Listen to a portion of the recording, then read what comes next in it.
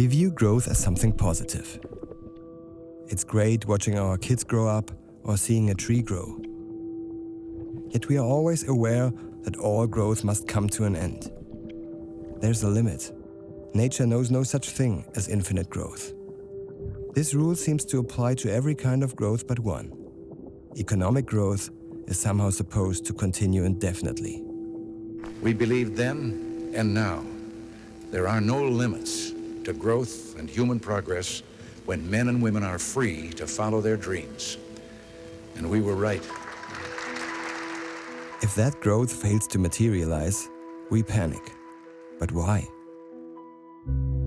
As one person recognized 150 years ago, growth is the fundamental principle of our economic system.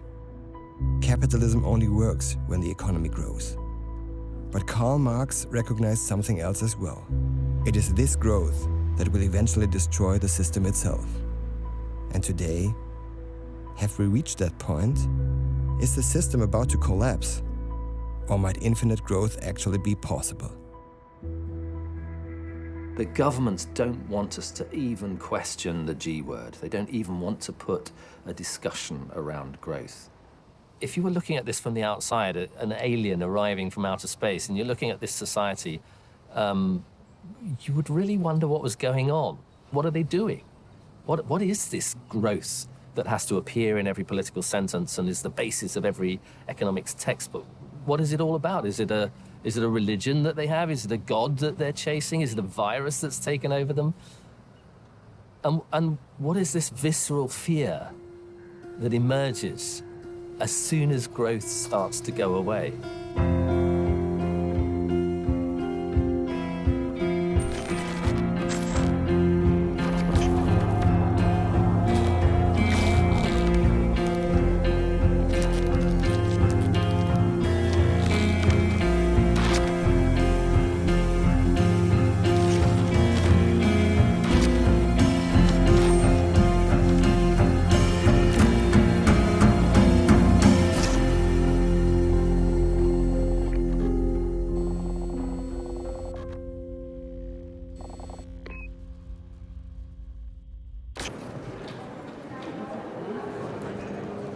Eine Gesellschaft ohne Wachstum kann es gar nicht geben, weil die Bedürfnisse der Menschen, die ja weit übers Materielle hinausgehen, jeden Tag Wachstum entstehen lassen.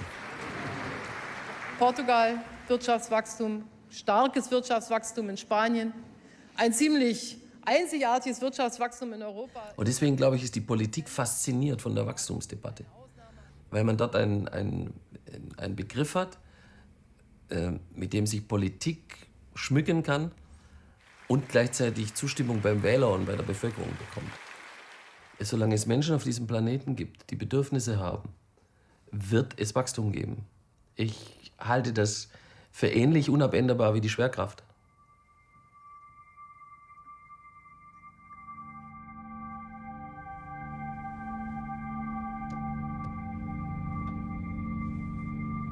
Where does this unshakable belief in economic growth come from? Has it always been there? Is it really part of human nature?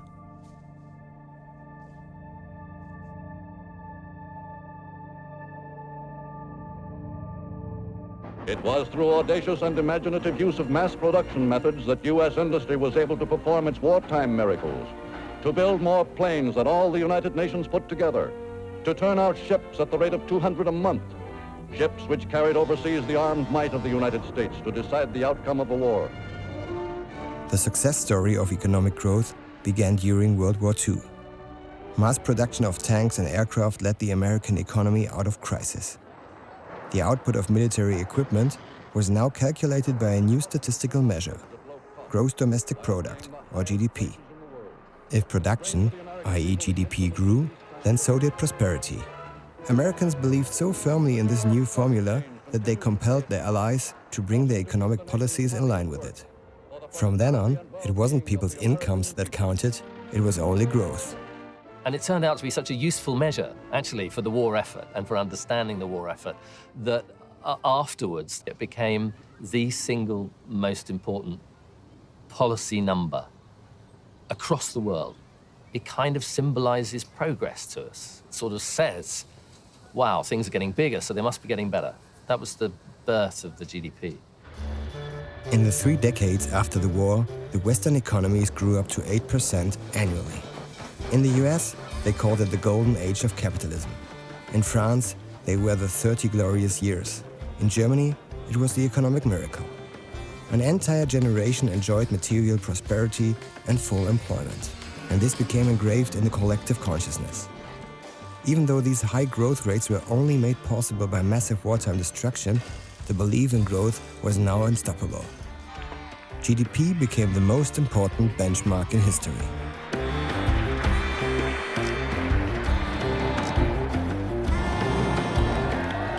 And the economy and the growth of the economy was doing a good job for us when we were young, if you like, when as an economy, as a society, we were young.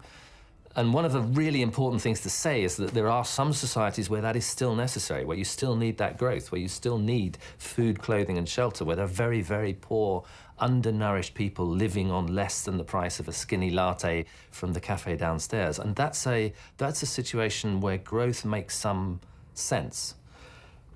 But the idea that as human beings, all we want ever is more and more stuff doesn't really stack up. So after a certain point, you have to ask yourself, well, how much is enough? How much more do I need to grow the economy to satisfy human appetites?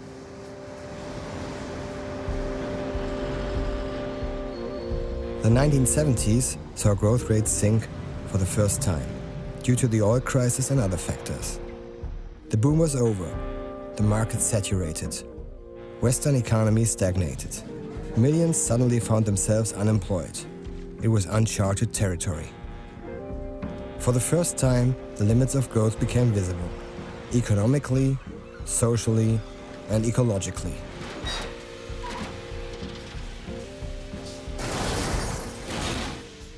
We do have some understanding about growth. In 1972, a group of scholars commissioned by the Club of Rome presented a report in Washington entitled The Limits to Growth. Using a computer simulation, researchers at MIT had calculated for the first time what continuous economic growth would do to the planet. Their findings set off alarm bells around the world. When resource consumption is doubling every 20 years, for the first time, people were confronted with the fact that economic growth could also have negative consequences, and that the planet's natural limits would soon be reached. The success story of growth was in crisis. We've reached levels of prosperity which carry the seeds of disruption and necessitate a complete relook at the whole world's social, political, and other situations. The Club of Rome report sold 30 million copies and became a global sensation. And yet, soon the scholars themselves came under attack. Their calculations were decried as irresponsible fear-mongering, because it's impossible to admit the unacceptable. The success story of growth must continue. Unfortunately, many of the scholars' predictions turned out to be right, and in many cases, reality even surpassed their bleak predictions.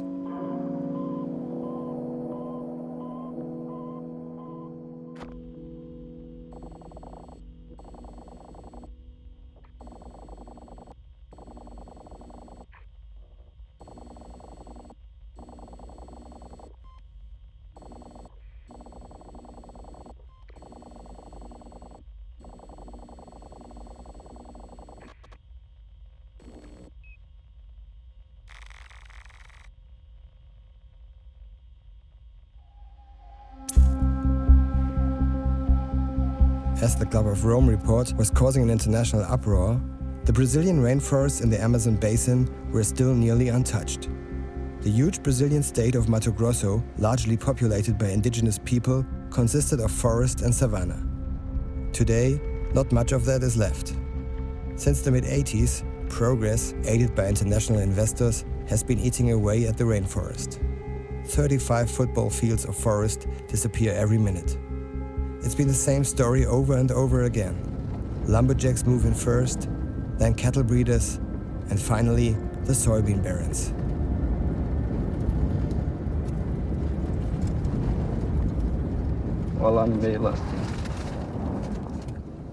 Eles comem alguma coisa que tem, às vezes, milho no meio ali, ó. Essa região era uma região que não existia nada, praticamente, né? Ela foi aberta pelos governos brasileiros, integrar para não entregar, eles falavam assim. E aí, então, foi aberta essas áreas na época e hoje, dentro da fazenda aqui, tem de 24% a 25% de reserva. Né? Ter essas áreas produtivas, plantando soja, plantando milho, alimentando o mundo aí. Nós tornamos o nosso município aqui a capital nacional do agronegócio. É um marco que a gente quer preservar e cada ano que passa procurar todas essas tecnologias em benefício do ser humano e cada vez produzir mais.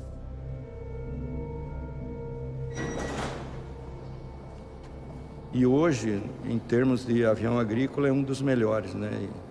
Esse avião aqui é 1.800 litros de calda.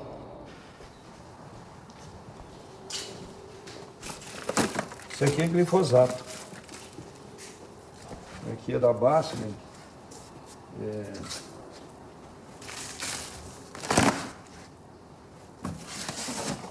Faz duo. Isso aqui é inseticida.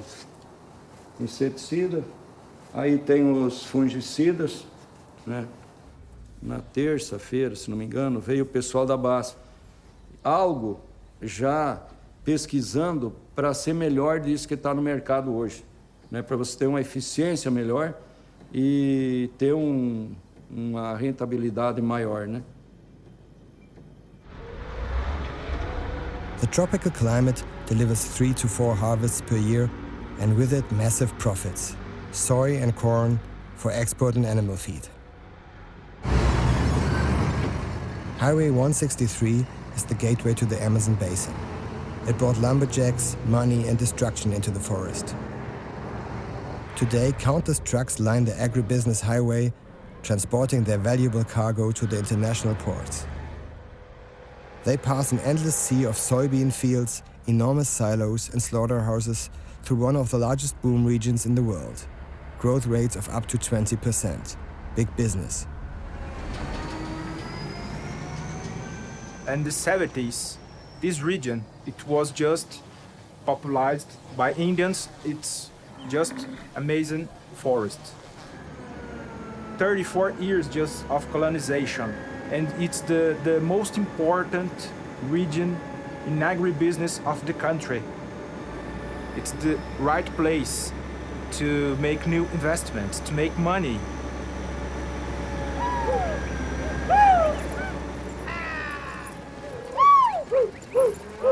Here is the most important and biggest feedlots in this state of Mato Grosso.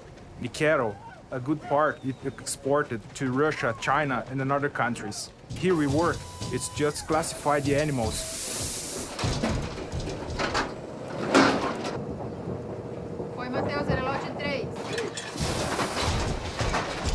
Cattle goes to the JBS, the most biggest meat industry in the world. Do you see any limits? No. Next 10 years with the technologies, what can I say? There is no limits. The limits, probably the sky, the heaven, the limits.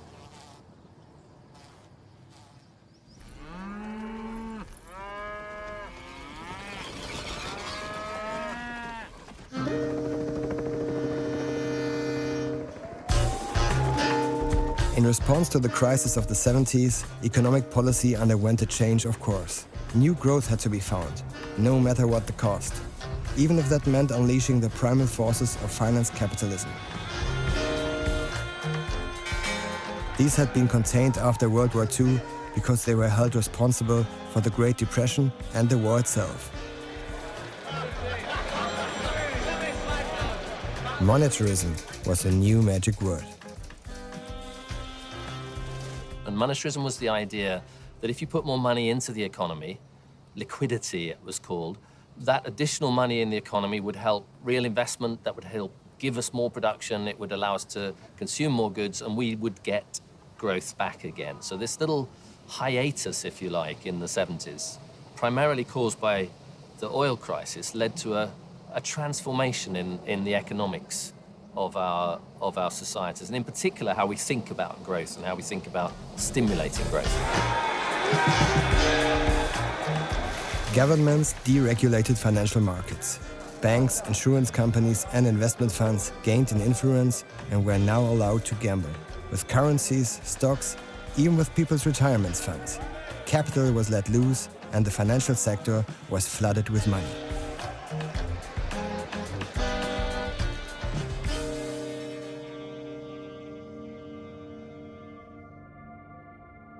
It was a pact with the devil, and the beginning of a slow process of self-disempowerment. In exchange for growth, governments relinquished their power to financial markets. But who do we mean by financial markets and capital? And what does it all have to do with us? We could give the go to extend latches, I believe, yes. The Allianz Group is Europe's biggest insurance conglomerate and one of the biggest players in the global financial markets. Ich bin verantwortlich für 600 Milliarden Euro, davon 500 Milliarden für die Lebensversicherung und etwa 100 Milliarden für die Sachversicherung.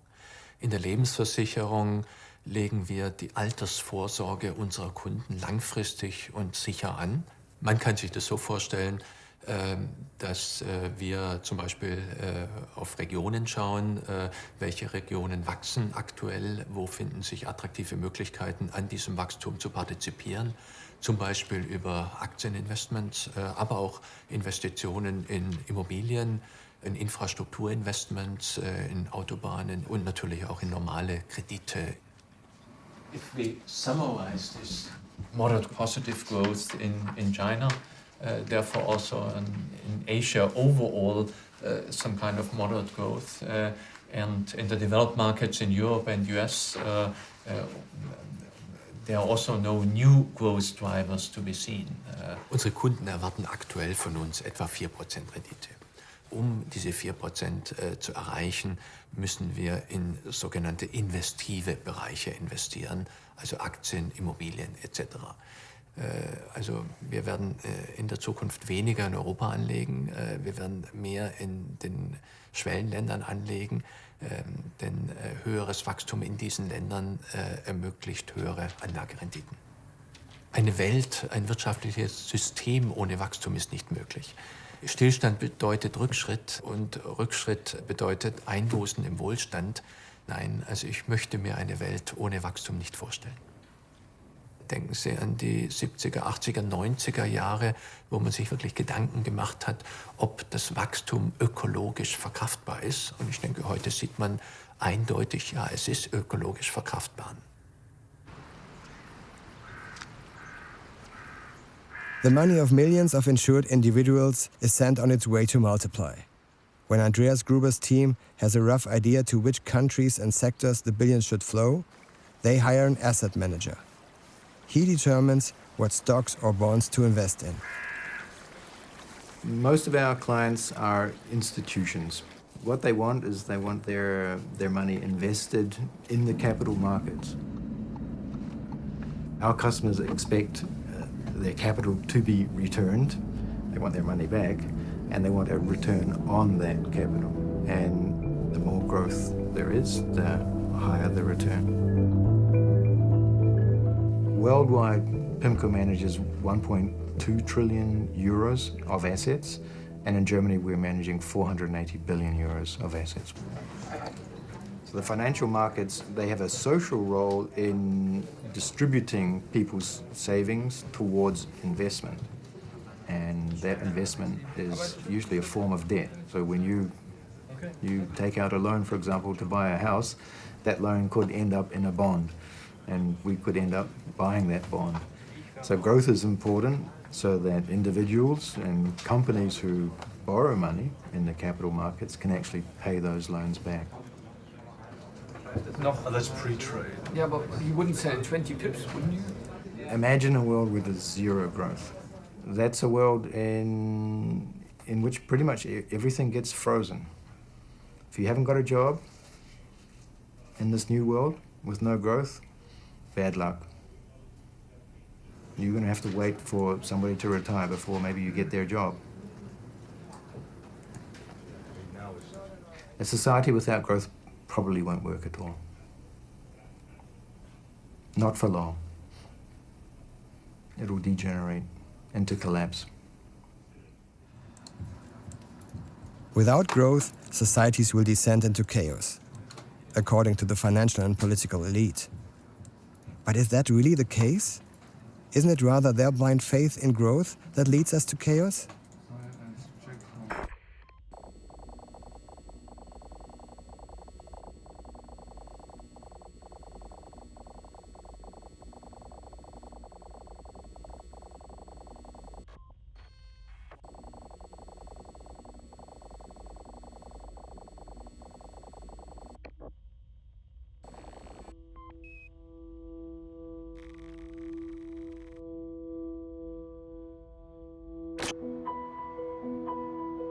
In the 80s, the world of finance, operating from the City of London and Wall Street, increased its influence on governments and societies and became the driving force of capitalism.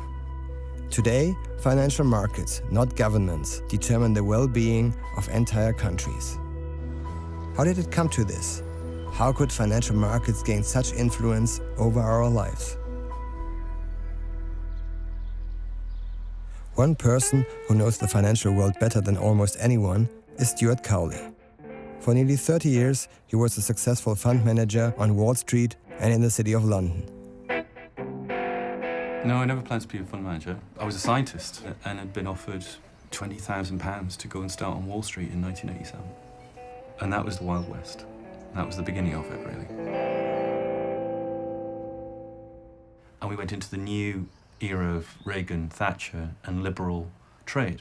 The so-called Big Bang in the city was all about financial deregulation. Let's go.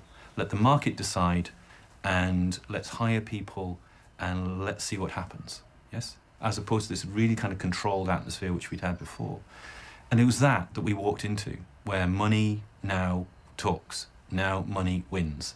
And you need people, smart people, to trade the markets and make finance the powerhouse behind capitalism, which is it's supposed to be.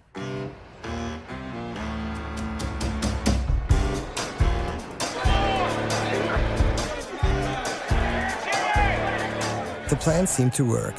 Stock markets boomed. Growth no longer needed to be financed by increasing wages and tax revenue. Now it was all about credit. Governments and individuals were to take out loans from banks and investors so that they could be good consumers and thus generate growth. Credit cards come along, overdraft facilities, lending for houses becomes widely available. And it's at that point that it explodes. That now it's not just the very wealthy who have access to all these things, consumerism. It's now people lower down the income scales as well. And if you look at money supply and the supply of credit in the early 80s, it just explodes.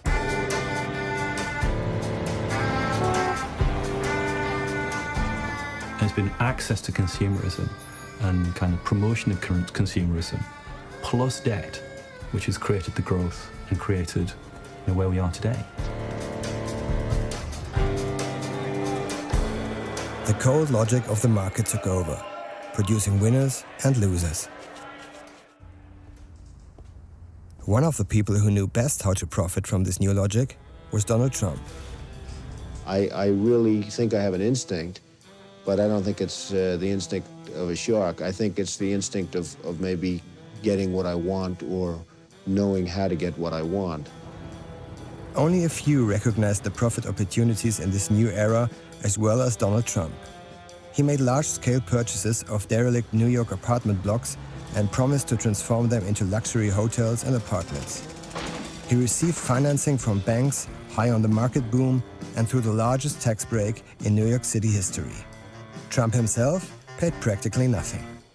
Manhattan is an incredible place where you build a huge building and it's sold out in a matter of days. I mean, you build a building with literally 300 or 400 units. I'm building a building, it's one of the hottest buildings anyone's ever seen. It's just selling like hotcakes. Manhattan itself is becoming a place of the rich, period.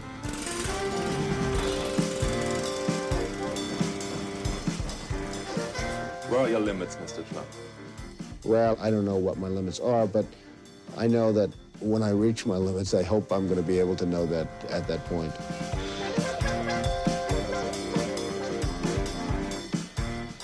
The genie was out of the bottle. The brave new world of financial capitalism could no longer be constrained, and great efforts were made to sell it as a controllable and secure system. The whole industry is based around a kind of an illusion, and the illusion of certainty. There is a vested interest, if you like, inside of the system as it is, to project knowledge, and extra knowledge. But they really don't have any more knowledge than probably you do. The Bloomberg company from New York plays a central role in the financial system. Since the 1980s, Bloomberg has provided stock traders and bankers with lightning-fast price fluctuations and finance data from around the globe, making it one of the world's most influential media companies. Around the clock, Bloomberg's news agency and stock market channel broadcast the glad tidings of the free market. Our role in financial markets is as a provider of transparency. We provide a huge amount of data, huge amount of numbers on markets, on economies, on companies, providing a chronicle of capitalism, telling the story of money is vitally important to Bloomberg and central to what Bloomberg does. We're trying to make a real-world feel for people so that they understand what's happened and why it's happened and what may happen next. Economic growth data is one of the most important numbers we look for.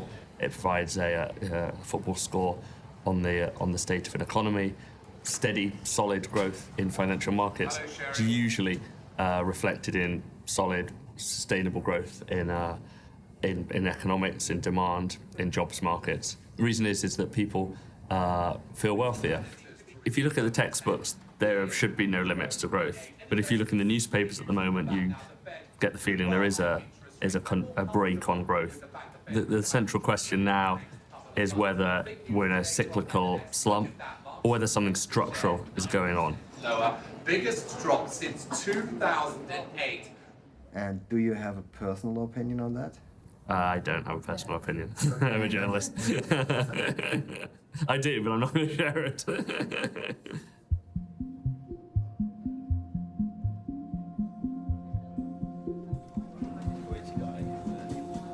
So the history of the world would suggest that man actually usually gets it right quite a lot of the time, that when backs are put against the wall, those entrepreneurs, those investors who have smart ideas can actually flourish. Yes, the world can reinvent itself. It has done so multiple times in history. You can usually bet on the human being to find a better future. All these information systems empires are based upon people remaining to have confidence in the information that they're giving out and the promotion of the ideology and the narrative which finance is based around, which has increasingly become this kind of game show approach to things. For a period of time, everybody wins. And then, as you know, a number of economists, Marx, Keynes have pointed out, is eventually all these manias go up a lot and then they crash down. So there was heavy lobbying by the financial sector on the government to ensure actually that this financial sector growth could continue. And governments believed that it was in the interest of the economy because everyone told them, monetarism told them, that if you had all this liquidity in the system, then you must be growing your real economy. But actually what was happening within that system rather was that you'd freed up all this money, which was then used to bet on the increases in the value of certain companies and certain shares and of money itself in the system. And the people who were doing that betting were not only profiting from it, but they were also the only people who were regulating the system. So it created a huge, unstable and incredibly unequal system in which the rich got very much richer really very fast. For decades, society has been transformed into an enormous market to which there's allegedly no alternative. The huge sums earned by a few in the financial markets scream for high returns and have penetrated every corner of the globe.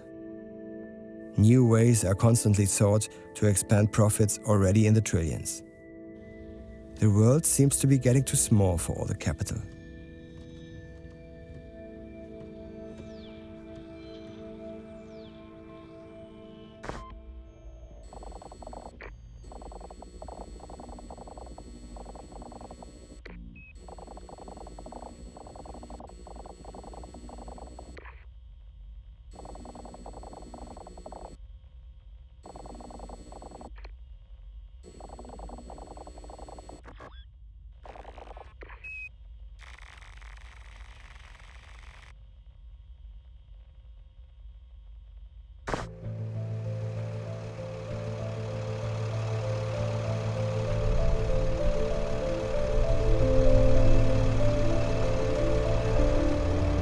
When I was a kid, I couldn't afford to fly in an aeroplane.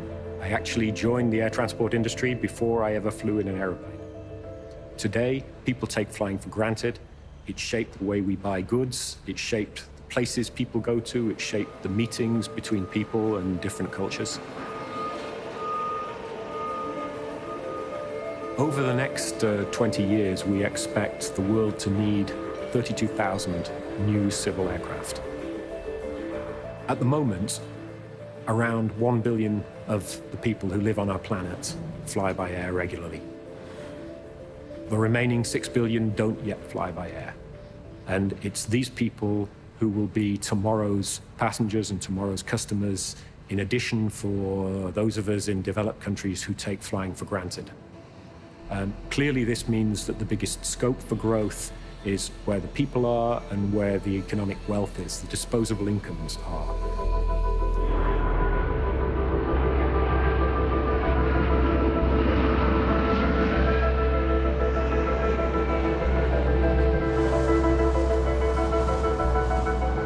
We have delivered over the last 6 years more than 100 brand new airplanes to the airlines in China.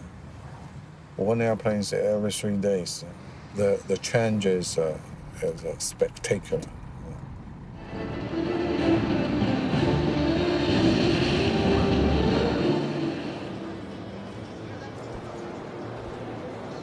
Haim总，你这一来，这是灵气全都带动了。没有，我们人无养武。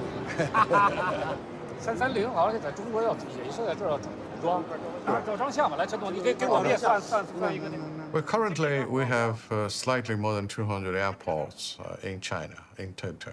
And every year, in the range of 10 or 15 new airports will be built. Imagine if everybody can afford the travel expenses, even a peasant with low-cost business model, a worker is willing to travel by air. The market is fantastic. You can't imagine. And I already seen the sign of that. That's why when I look at, every time I'm asked about the perspectives of the market, I cannot measure the dimension of this market when I have the reference of 1.4 billion, which is even more important than the whole of Europe. But more air traffic means more pollution. What do you do about that? We made every single effort to try to reduce the emissions. But if we look at the social benefits, at the economic benefits the aviation industry bring to the humanity, and then people may think differently. We are trying to make the world smaller and smaller, to make it a real village.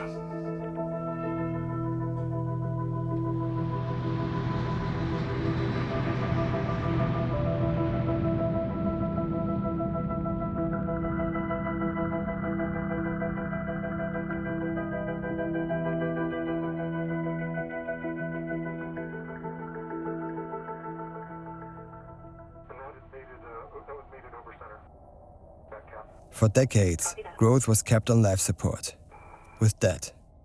Only a few had the courage to say that the party couldn't go on forever, but no one listened to them.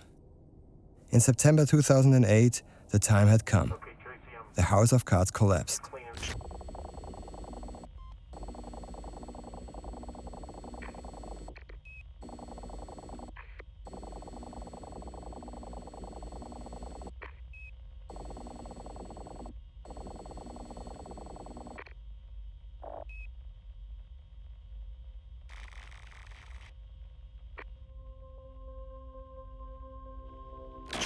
It's a Black Monday for the American capital market. Despite dramatic rescue efforts over the weekend, all efforts to keep the world's fourth largest investment bank alive have failed. Lehman Brothers is shutting its doors for good. It's also, I think, a necessary part of the cleanup process. Lehman, we knew was weak. We expected it to go. It's not going in the way that people expected it to, but it's gone. the long run, I'm confident that our capital markets are flexible and resilient and can deal with these adjustments. Just tell us how you're feeling. It's awful, I know, but... It sucks. But did you see it coming at all? No, I didn't. There was a deep shock in the system. There was a sense of, my goodness, we can't let this happen again. Governments have to have a better handle on this system, and for a while, there were attempts to do that. It lasted probably a matter of a few months. In fact, by the end of 2009 and into 2010, the very same companies that had been responsible for some of that disaster were still engaging in those same kinds of risky trading procedures that for a while had been stopped in the wake of the crisis. And we learned the lesson, but then we forgot it again. The financial crisis was a huge opportunity for governments to free the world from its dependency on financial markets and to change the system. But they wasted it. Instead, they did all they could to revive the old system, spending trillions of dollars to save the banks. Then something incredible happened. The banking crisis miraculously became a sovereign debt crisis. Private debt became public debt. Governments and their citizens were subjected to austerity policies under which millions of people suffer to this day. Banks and stock markets, however, were keen to demonstrate a sense of normalcy as soon as possible. In reality, nothing is as it seems. Capitalism survived the crisis, but no longer functions like it once did.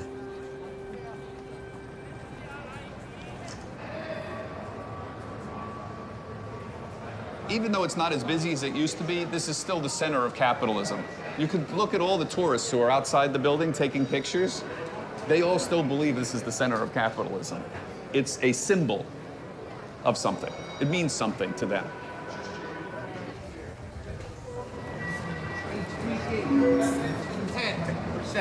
I'm sort of like the weatherman for the stock market. I come in every day and try to figure out what's going on in the stock market. I talk to trading desks, I talk to analysts, I talk to people who know a lot about the stock market, and I go on the air and on the internet and explain what's going on. So every day I come in and try to figure out which way the wind is blowing on Wall Street. Famous celebrity.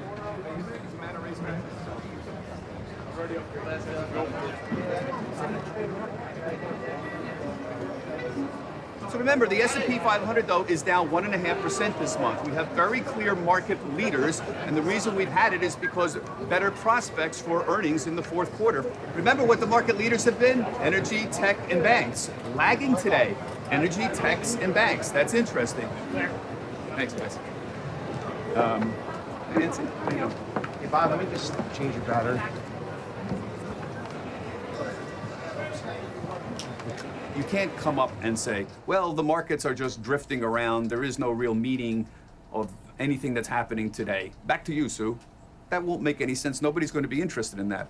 Human beings want stories. They don't want an endless list of numbers. Nobody's impressed with a list of numbers. They want to know what's going on. Tell us in plain English what the markets are doing. And that's the real skill set. And often that's not easy because things are very complicated.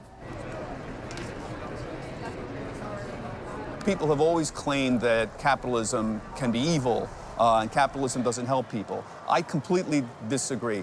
What I see in the last 150 years is millions of people have been lifted out of poverty. I personally am a true believer and still believe that the system works well, and I'm committed to that system.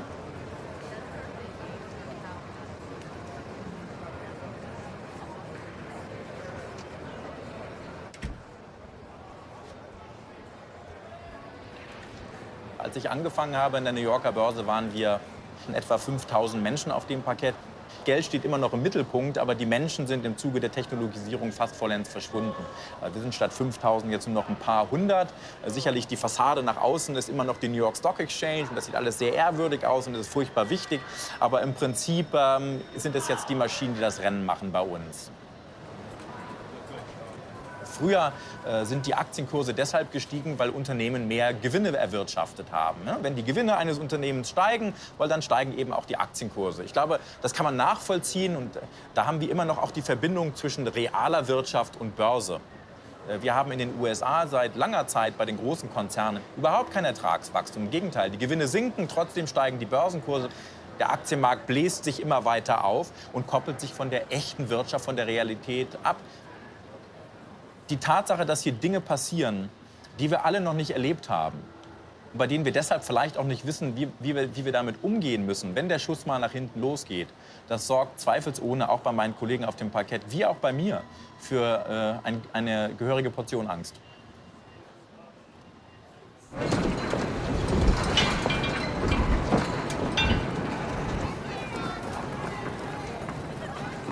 I think what we've seen over the last few years is cracks in the shiny surface of capitalism.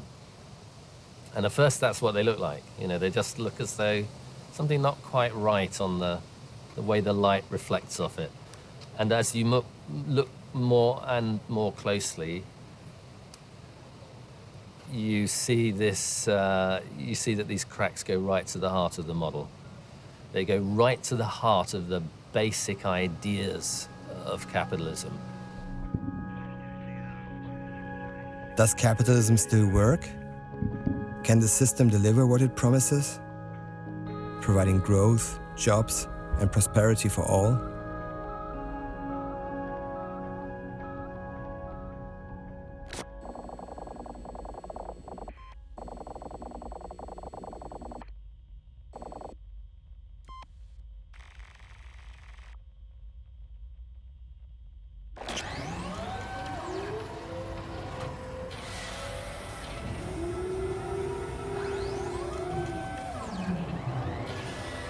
Wir haben bei uns als Vision die Smart Factory.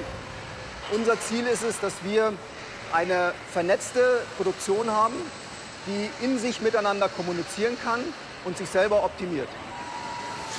Natürlich ist es unser Ziel, dass wir bei gleicher installierter Kapazität, die wir haben, mit den gleichen Ressourcen mehr aus unseren Anlagen bringen.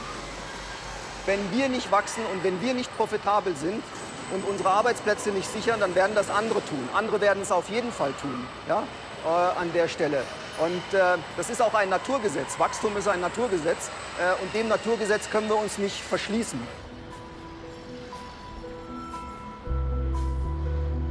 Ever since the Industrial Revolution, machines have been replacing human labor, thereby causing great societal upheavals. But until recently, they had only replaced the physical labor of humans. Now machines are capable of doing what makes us humans unique. They are able to think. It's a completely new chapter in human history, which will have massive consequences on how we live and work.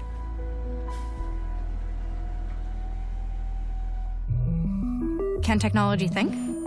Watson can. IBM Watson is a technology unlike any that's come before. Because rather than force humans to think like a computer, Watson interacts with humans on human terms. You don't program Watson, you work with Watson. And through your interactions with it, it learns, just like we do. Ja, die lernen. Ja, es sind Selbstlernende, das kann man vielleicht noch dazu sagen. Selbstverständlich steht im Zusammenhang mit dem Begriff kognitiv auch der Umstand, dass diese Systeme und auch die Komponenten lernen. Und damit wir zum Beispiel, wenn es darum geht, einem solchen System Inhalte beizubringen, längst an dem Punkt sind, wo wir nur noch ein Drittel des gesamten Kontexts interpretieren helfen, damit das System beginnt zu lernen und dann große Teile dessen, was außerdem noch erfasst werden muss, vom System autark erlernt werden. Are you interested in talking about how I express and understand emotions? I can express emotions with my voice, gestures, and talent, as well as the colorful lights in my eyes and on my shoulders. As you can see, I'm a humanoid robot created by Bodek. I'm a sophisticated combination of hardware and software designed to interact with humans and bring them joy. Thank you. You're welcome. Wir sind nicht dabei, uns in irgendeiner Form selber abzuschaffen. Im Gegenteil, wir heben eigentlich nur den Level, auf dem wir unsere eigene Kreativität zum Einsatz bringen, an. Und das halte ich für ein extremes Privileg. In the future, algorithms and robots will be able to carry out nearly every routine task previously performed by humans. millions of jobs will vanish. These new technologies do provide economic growth, but not much in the way of jobs. And that could endanger capitalism itself. Who will be able to purchase all the nice things mass-produced every day when there are not enough people who can pay for them with their wages?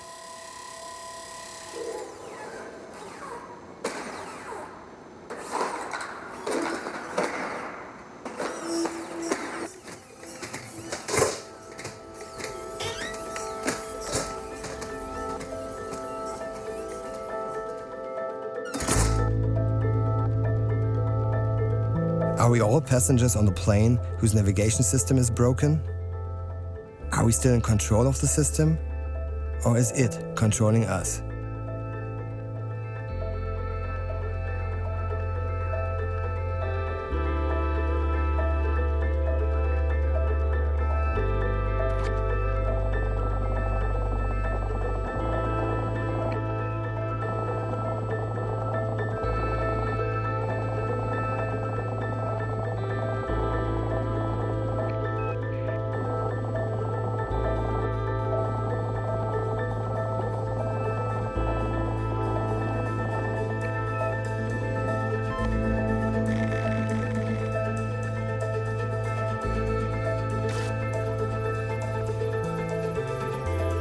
In financial markets, algorithms have long since been running the show.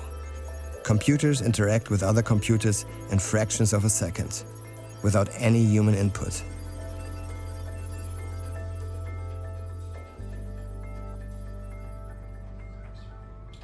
In this room, that's what we do here. We have an on-off switch, right? There's really no human intervention. I really don't believe in leaving the room and letting something trade unattended. It's about being there with the creation that you've worked on. Even if I don't know, you don't control it, but you watch it. Is it doing everything that you designed it to do? We hire scientists, technologists, and lawyers. We don't hire MBAs, we don't hire economists. So I'm gonna have to say there's really not much of a connection. I mean, if there was a strong connection between the two, you'd think that firms in my space would have need for, people with that kind of, economic background. There are many mathematical models that come out of fields such as horse betting that are used in our business as kind of fundamental pieces of algorithmic trading. We somehow project in our capitalist society this idea that this is a safe environment for people to build up their retirement on. It's actually a hyper-competitive environment, and depending on the product, there's sometimes I feel safer going into a casino than trading certain products in our space. I mean, it is a very different world than the way it's advertised to the general public.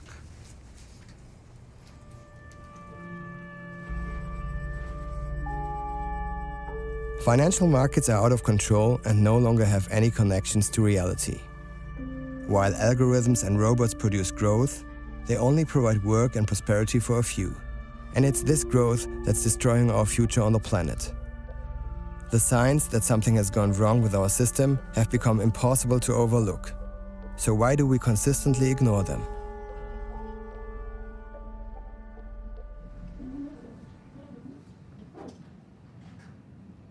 This is for TV. The network puts all this stuff together for me, right?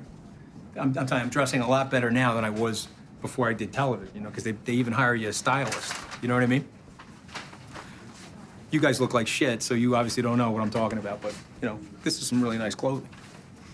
All right, come on in. The most powerful name in financial television, Wall Street Week, is back. You have some news? Skybridge actually purchased the rights to Wall Street Week. Skybridge Capital and its managing partner, Anthony Scaramucci, are reviving the iconic Wall Street Week program. It's a show about money, developed by people who work in money. I view myself as a capital artist, okay? This company that I've created is my canvas.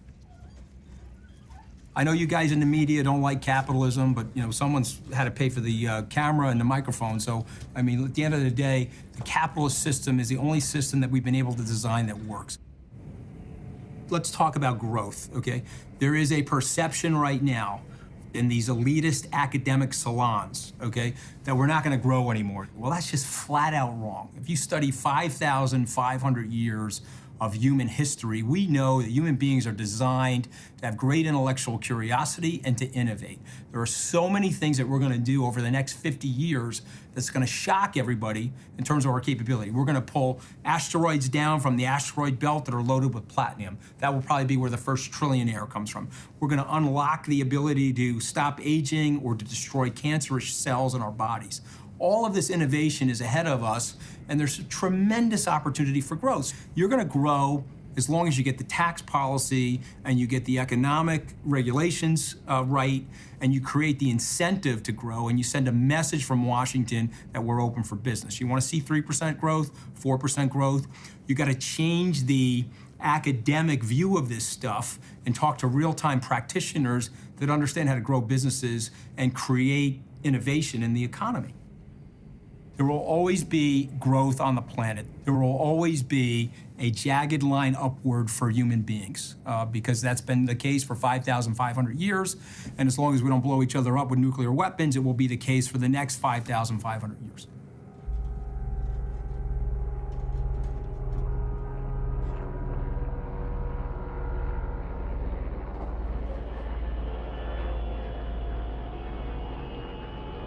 There's a sense of desperation to this strategy.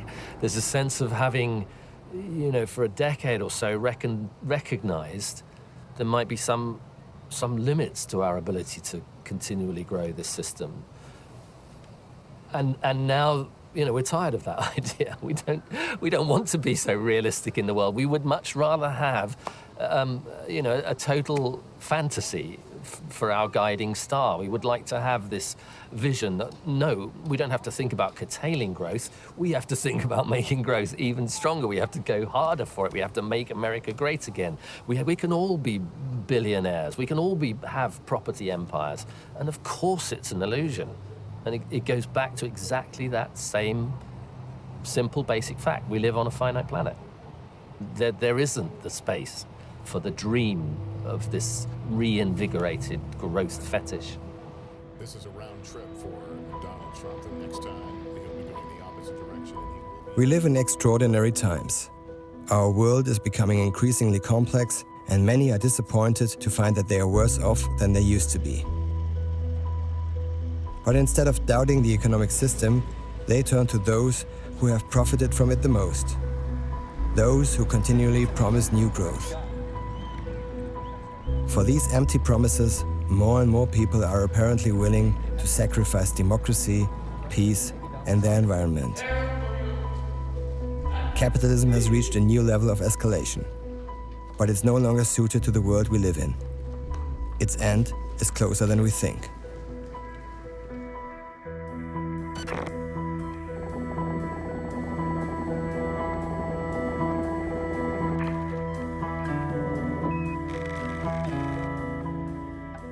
Are you an optimistic or a pessimistic person? I don't know. I don't know that I've ever reflected on it that way. You can't do this to me at this point in an interview. Am I an optimist? Yes. Optimism is an act of will. Optimism is what a football team has to hold to the very last minute, even if it's a goal behind, if it wants to win. And I think Gramsci once said it's pessimism of the intellect, it's optimism of the will, and this is not just a snappy thing to say. It's actually the most constructive thing to say. We gain nothing really from pessimism, and we gain everything from being optimistic about the future.